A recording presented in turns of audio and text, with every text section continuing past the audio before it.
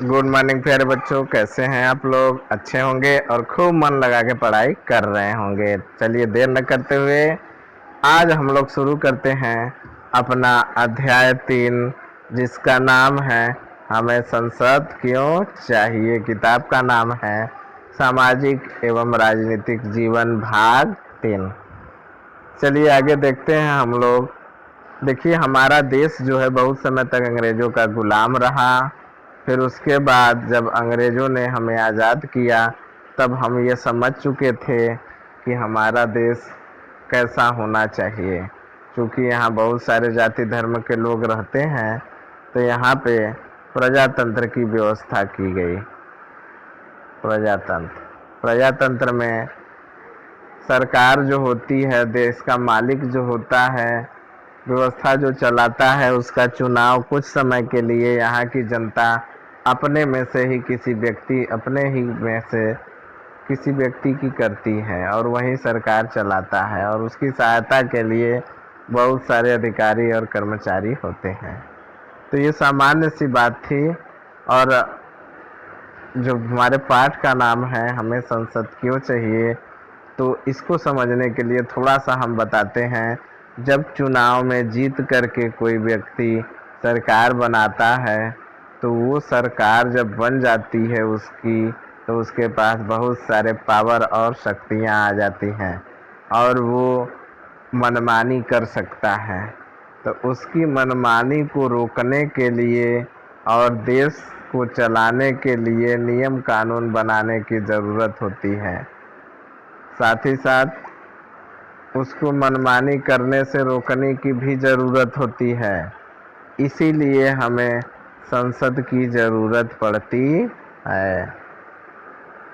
बात समझ में आई? सीधा सीधा हमें संसद की ज़रूरत इसलिए पड़ी क्योंकि जो व्यक्ति सरकार बनाता है, जो पार्टी सरकार बनाती है, उसके पास देश की सारी शक्ति आ जाती है और वो उस शक्ति का दुरुपयोग कर सकता है, मनमानी कर सकता है। और साथ ही साथ देश को चलाने के लिए नियम कानून की भी ज़रूरत होती है। उन कानूनों को बनाना भी संसद का ही काम होता है। संसद में जो लोग बैठते हैं वही लोग बनाते हैं। तो इसीलिए हमको संसद की ज़रूरत पड़ती है। यहाँ पे पूरे देश से चुनाव में जीत करके लोग आते हैं। आगे बढ़ते हैं। देखिए, ये हमारे संसद है, एकदम गोलाकार बनाया गया है, लाल किला में है ये, और सभी लोगों ने इसको संभाला हुआ है। हिंदू, मुस्लिम, सिख हैं, यानी भारत की जनता मिल करके सबका ये चित्र बना हुआ है, मूर्ति बना हुआ है जनता का। ये पूरी जनता मिल करके ही संसद होती है। आगे बढ़ते हैं और देखते हैं लोगों को फैसला क्यों लेना चाहिए। हम लोग जानते हैं कि हमारा देश 15 अगस्त 1947 को आज़ाद हुआ था, सब लोग जानते हैं। और देश को आज़ाद कराने के लिए अंग्रेज़ों से बहुत लंबा संघर्ष करना पड़ा था, तब जाके हमारा देश आज़ाद हुआ था। और उस संघर्ष में हमारे देश के समाज के बहुत सारे लोगों ने संघर्ष किया था। इसलिए जब हमारा देश आज़ाद हुआ तो स्वतंत्रता, समानता तथा निर्णय प्रक्रिया में हिस्सेदारी के विचारों को सम्मिलित किया गया। यानी हमारा देश स्वतंत्र हो गया और स्वतंत्र देश में सभी लोग समान हो गए। तो जो हमारा देश है उसको चलाने के लिए जो निर्णय लिए जाएंगे उसमें भी सबकी सहमति होनी अनिवार्य है। इसीलिए यहाँ पे प्रजातंत्र की स्थापना किया गया।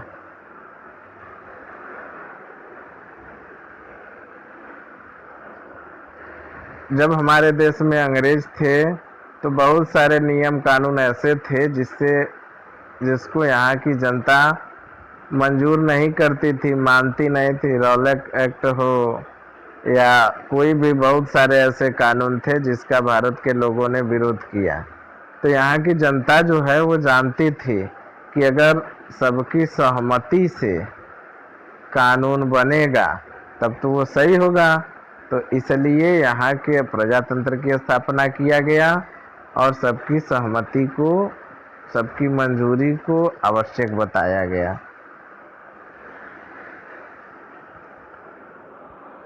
हम लोगों ने पढ़ा था कि औपनिवेशिक शासन के अनुभव और स्वतंत्रता संघर्ष में तरह तरह के लोगों की हिस्सेदारी के आधार पर राष्ट्रवादियों को, जो हमारे देश के आज़ाद कराने वाले लोग थे, उनको विश्वास हो गया था कि अपने जीवन को प्रभावित करने वाले फैसला लेने के लिए, मान लीजिए सरकार हमारे देश की है, अगर वो कोई नियम बनाती है जिससे हमारे जीवन से संबंधित समस्याएं जुड़ी हो, जीवन से जुड़ा हुआ हो, तो उसमें हमारी भी हिस्सेदारी होनी चाहिए और वो हिस्सेदारी हमें संसद द्वारा ही मिल सकती थी।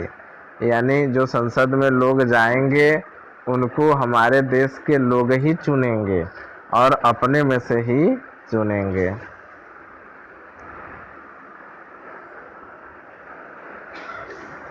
आगे देखते हैं लोग और उनके प्रतिनिधि।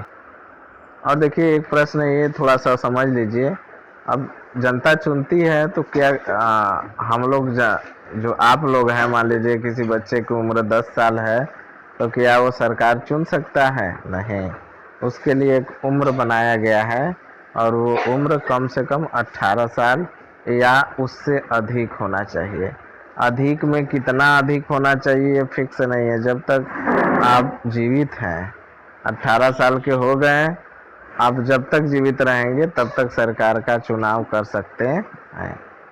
ये अगला टॉपिक है हम लोगों का, लोग और उनके प्रतिनिधि, यानी जनता, भारत की जो जनता है उनके प्रतिनिधि। देखिए अभी हम बताए कि भारत में जो सरकार बनेगी उसमें पूरे भारत के जनता की सहमति होगी। अब सहमति का मतलब होता है स्वीकृति या लोगों की हिस्सेदारी। लोगों का निर्णय ही लोकतांत्रिक सरकार का गठन करता है और उसके कामकाज के बारे में फैसला देता है। इस तरह के लोकतंत्र के पीछे मूल सोच यही होती है कि व्यक्ति या नागरिक की सबसे महत्वपूर्ण और सैद्धांतिक स्तर पर सरकार एवं अन्य सार्वजनिक संस्थानों में इन नागरिकों की आस्था होनी चाहिए। देखिए अगर हमारे देश के लिए, हमारे देश में जो सरकार है वो, उसमें यहाँ के लोगों की जब हिस्सेदारी नहीं होगी तो यहाँ के लोगों के अंदर उस सरकार के प्रति अविश्वास उत्पन्न होगा, वो उनका विरोध करेंगे। इसलिए यहाँ के लोगों की हिस्सेदारी जरूरी बनाई गई। व्यक्ति सरकार को अपनी मंजूरी कैसे देती है ये सोचना है। अब देखिए, जैसा हम लोग जानते हैं कि मंजूरी देने का एक तरीका क्या है, चुनाव। चुनाव मतलब जो लोग कानून बनाते हैं, अगर उनको हम लोग खुद ही चुनाव जीत कर में वोट दे करके भेजें, जो लोग जीतेगा वो जाएगा, यानी हमारी सहमति हो गई।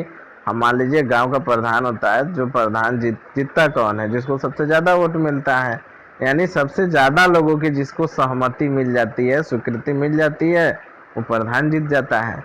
तो उसी तरह हमारे क्षेत्र के जो सांसद होते हैं उनका जब चुनाव होता है तो जितने सब लोग अपना जो 18 साल से अधिक उम्र के हैं वो वोट देते हैं, यानी अपनी सहमति देते हैं कि आप इनको जिताइए, हम इनको सहयोग कर रहे हैं, और वो जीत जाता है। तो जब जीत जाता है तो उसकी सरकार बन जाती है, यानी हमारी सहमति हुई कि नहीं हुई। हाँ, तो इस तरह से हमारी सहमति मानी जाती है। अब थोड़ा सा ये समझ लीजिए, निर्वाचन क्षेत्र।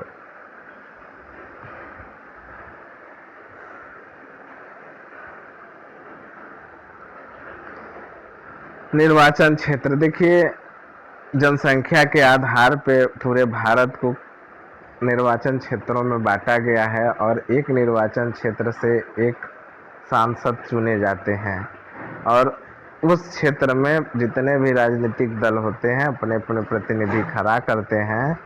मान लीजिए सपा हो गई, बसपा हो गई, कांग्रेस हो गई, भारतीय जनता पार्टी हो गई, बहुत सारे राजनीतिक दल हैं।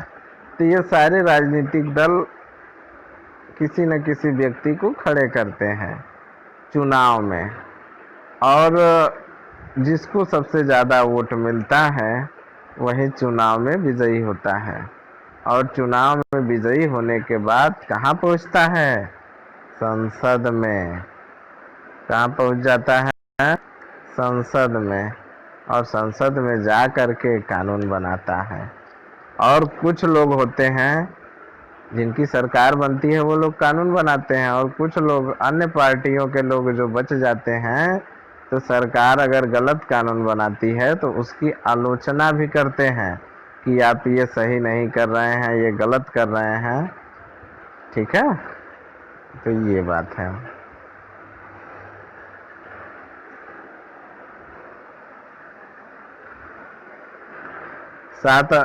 सात कक्षा 7 में आप लोगों को बताया गया है प्रतिनिधित्व का यह विचार कक्षा 6 और 7 के सामाजिक एवं राजनीतिक जीवन के पाठ्य पुस्तक का महत्वपूर्ण विषय था। इसको हम पढ़ाए हैं, आप लोग रिकॉल करेंगे, अगर सोचेंगे ध्यान से तो सारी चीज़ें आप लोगों को समझ में आ जाएंगी। देखिए पढ़ाए थे ना कि विधायक कौन होते हैं, जिनको अंग्रेजी में एमएलए कहते हैं, उनका चुनाव कैसे किया जाता है, सारी चीज़ें बताए थे। निर्वाचन क्षेत्र क्या होता है और एक निर्वाचन क्षेत्र से जो चुनाव जीत के जाता है, प्रतिनिधित्व करता है, कौन कहलाता है, राज्यसभा, विधानसभा, संसद, सारी चीज़ें हम आप लोगों को बताए थे। तो ये रिकॉल करने के लिए, फिर से सोचने के लिए ये दिया गया है। आप लोग इसको ध्यानपूर्वक पढ़ लीजिएगा। ये देखिए भारत की संसद है। भारत के संसद में के 3 अंग होते हैं। पहला लोकसभा, दूसरा राज्यसभा, तीसरा राष्ट्रपति।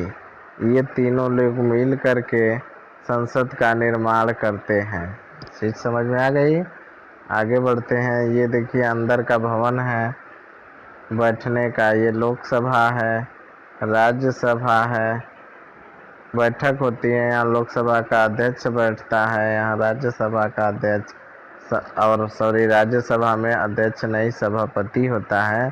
और जो हमारे देश के उपराष्ट्रपति होते हैं वो राज्यसभा के पदेन सभापति होते हैं, यानी जो व्यक्ति उपराष्ट्रपति बनेगा वो राज्यसभा का पदेन सभापति हो जाएगा, उसका चुनाव नहीं होता है राज्यसभा का।